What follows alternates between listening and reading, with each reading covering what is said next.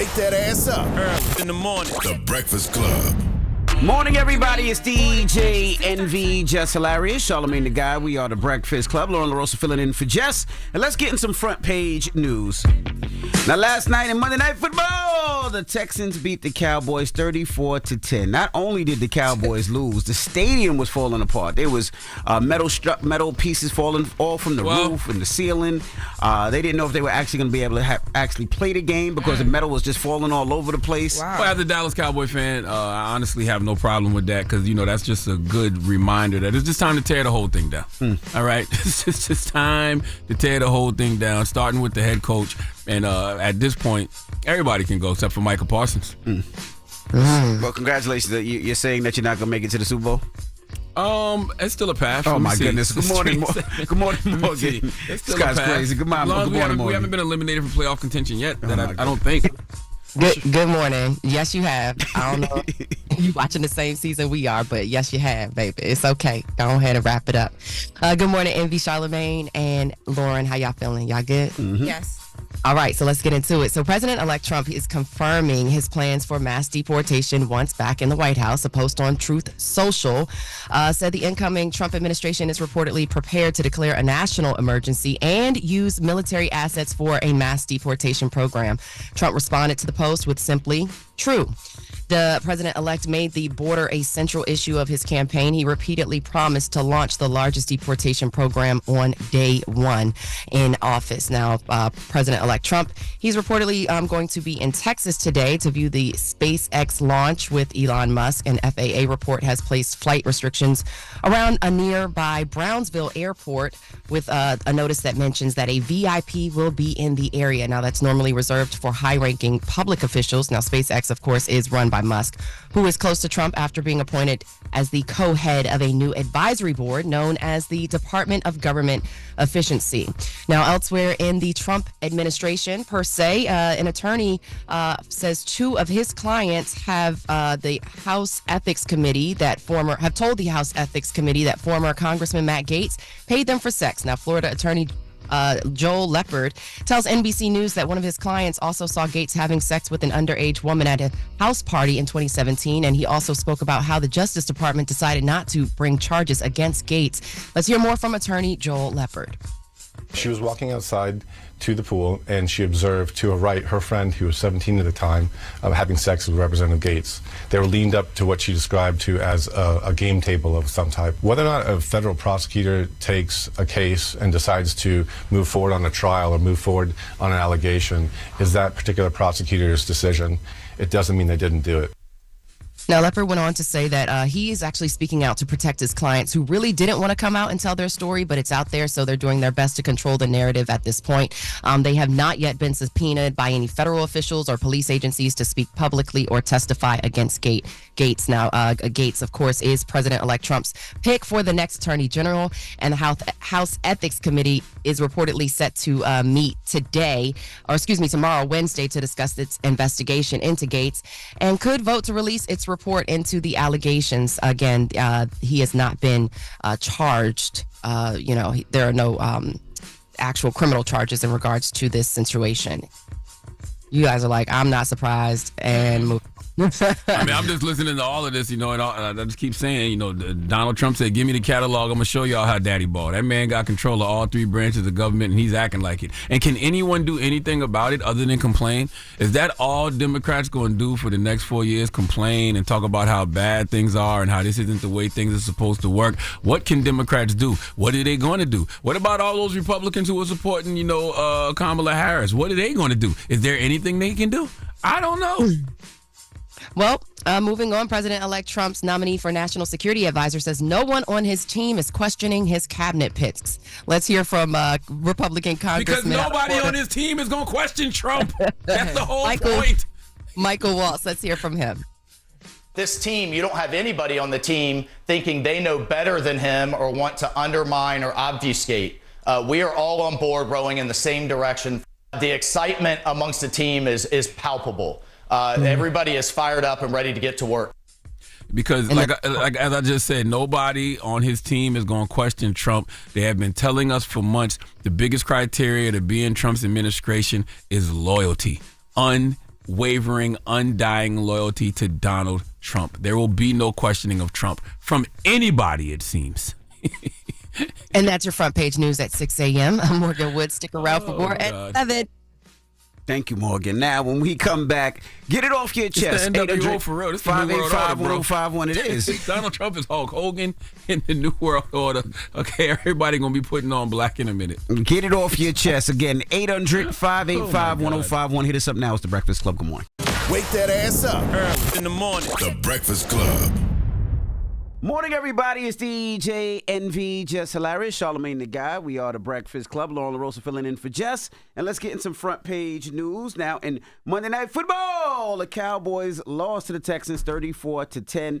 I mean, it was bad. It was so bad the stadium started falling apart. There was actually metal pieces of the stadium falling. Well, because the AT&T Stadium is tired of it, too, and it's just really time to tear the whole thing down. And Jerry Jones is still delusional. Like, he says that, Mike McCarthy has not lost to Cowboys. Those people are not playing for Mike McCarthy no more. They're not playing for you no more, Jerry. They're not playing for the star no more, okay? It is time to tear the whole thing down, and Jerry Jones needs to relinquish control of football operations to somebody who actually knows what they're doing. Sounds like the same thing the Commanders did. Well, good morning, Nobody asked Morgan. you about them damn Commanders, Morgan. Good morning. Good morning. Yes. Sounds like a rinse and repeat of the Commanders. Anyways, I'm not going to get too much into that. Let's get into this news. Front page news. The Department of Justice is opening a civil rights investigation into an Illinois sheriff's office in response to the death of a 36-year-old black woman who was shot in her own home. Let's say her name, Sonia Massey. She called authorities to her home near Springfield back in July, saying there may be a prowler outside. After arriving on the scene, the mother of two was noted to have had a boiling pot of water on the stove. As she moved to tend to the pot, a deputy told her to step away. Instead, Massey, who was believed to have been having a mental health issue, she told the deputy, "I rebuke you in the name of Jesus." Now, before I play the audio of that incident, in case you missed it, I'm going to remind you, let me issue a trigger warning that this may be difficult for some to listen to. And if you have littles in the car, you may want to turn the radio down for about 15 seconds. Now, let's hear that audio from when Sonia Massey was shot in her home by police. I rebuke you in the name of Jesus. I rebuke you in the name of Jesus. You better not. I swear to God, I'll shoot you right in your face. Okay, I'm sorry. Drop the pot. Drop the pot. Drop the 19 shots fired. Shots fired. Shots fired. I didn't need that this morning. No. No, I'm sorry, but it is. This is news, and we will continue to report it. Body cam footage shows that he threatened to shoot her in the face, and of course, seconds later, he opened fire on her. Sean Grayson was the officer. He was fired from Sangamon County Sheriff's Office 2 weeks later, and is currently facing a charge of first-degree murder. Continuing with that type of story, testimony continues today in the civil lawsuit trial against a Dallas police officer, Amber Geiger. Now, Geiger was fired from Dallas Police Department after fatally shooting Botham Jean in 2018. Now, Geiger and Jean both lived in the same apartment building.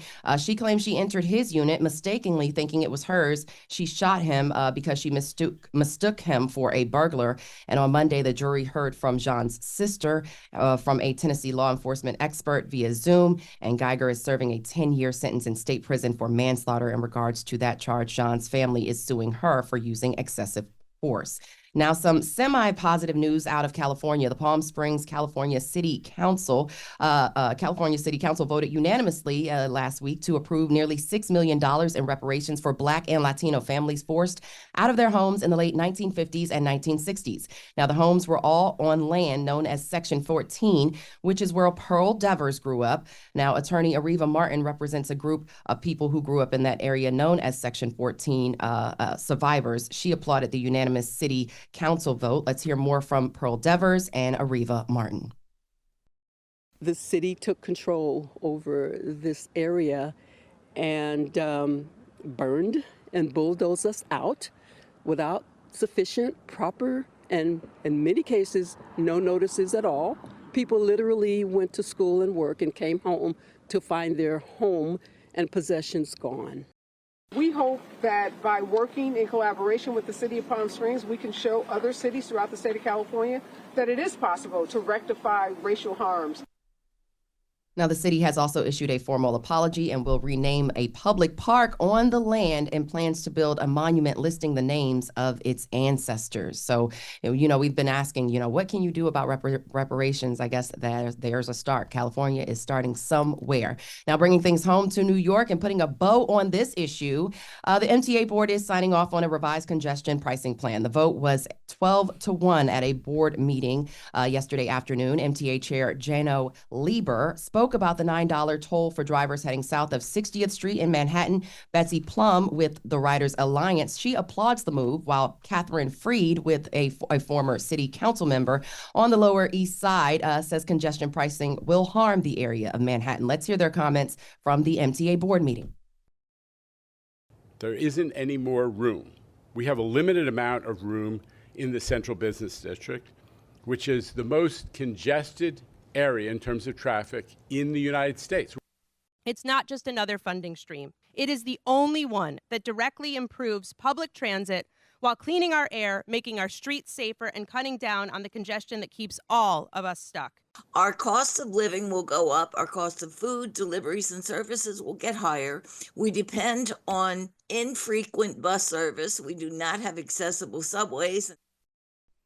So the plan, which still needs federal approval, also calls for the toll to go up to $15 in 2031. So while we're thinking there's resolve, there is still issues to be that they're figuring out. Again, a federal lawsuit is trying to stop the toll, which is set to go in effect on January 5th. Now, New Jersey drivers get a $3 discount for using the Lincoln and Holland tunnels. The congestion, again, would go up to $15 in 2031, and there are federal lawsuits trying to stop that effective January 5th. So that's your front page news. I'm Morgan Wood. Follow me on social at Morgan Media, MorgynMedia. And for more news coverage, follow at Black Information Network, download the free iHeartRadio app, and visit us at BINnews.com. Thank y'all. Thank you, Morgan. And they said the reason they're trying to go so fast with this is because they want to get this done before Trump gets in office. So yes, because Trump is it is projected that he will just kill the entire thing. This is true. And guess what? That's a good thing. Yes. Yes, listen, here's the thing. That's why I keep telling folks, whether you voted for the person or not, when the person does something that you agree with, I'm all for it. I don't want these congestion prices in New York. No, it's going to raise the prices for too many people. It's already expensive. That's right. Hey, do your thing, Trump. Do your thing. Do your thing, Trump. Okay. All right. Well, let me stop for they use that in the ad. Like, they definitely gonna use that. They already got you. Wake that ass up. Early in the morning. The Breakfast Club.